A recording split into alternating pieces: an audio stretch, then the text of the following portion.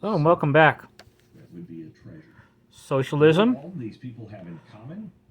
social distancing, social conditioning, they're tyrannical and you haven't picked it up yet. Oh my gosh, what's going on with this country?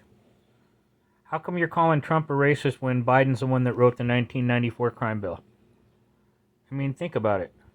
Don't you pay attention? How come you're only paying attention to something that an ex-president did?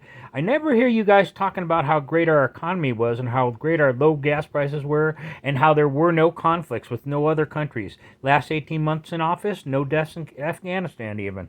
He had control of things, folks. He did his job good. You might not have liked his personality, but he did his job good. And all you can do is bash him. And now you're trying to use your political power to have him, I don't know what they're trying to do with him, get him in trouble so he won't be able to run against him next time. Because as far as I'm concerned, he won that last election.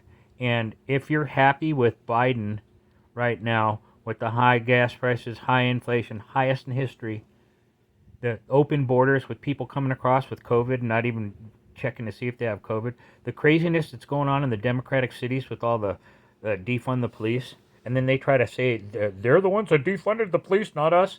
Really? No. Democrats came up with defund the police, and it's a total nightmare. And you wonder why crime's up. You wonder why fentanyl usage is up. It's because of the border. And what do they say? Oh, the border is secure. No, it's not. It's not secure, and over 3 million people are coming in. What kind of effect do you think that's going to have on Social Security or in the years to come? And now high taxes, and they're coming after freedom of speech. How much more do you need to see before they're tyrannical? Because everybody's bashing Trump, but nobody's bashing Biden. Why aren't you? The second that Trump did something wrong, I was getting ready to hop on that bandwagon to let him know, hey, we don't approve of how you're acting and what you're doing. But the man did a great job, so I was never able to do that. Whereas now, Biden, the first day in office, he shuts down the XL pipeline. There goes 800,000 barrels of oil a day. And now you're over begging our enemies for it? How does that make sense? And how come no one's bashing them over it? It's amazing the hypocrisy that we're seeing, that you're still talking about Trump when the president that you guys supposedly voted for is doing a horrible job. Sorry, Joe. I don't mean to, And not only he's doing a horrible job, Carmela's doing a horrible job.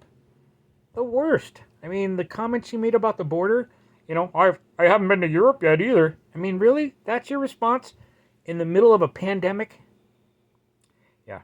If you guys don't see it, what you need to do is practice socialism distancing. Socialism is just like communism. Once they get control, it'll be 100 years before you'll ever change it again.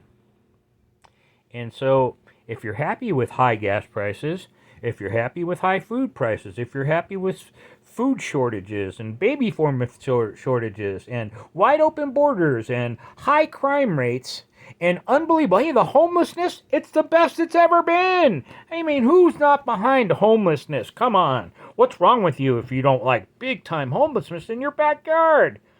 What is wrong with you guys? You call, the second Trump does something wrong, you beat up on the man. But Biden's got this world in a complete uproar.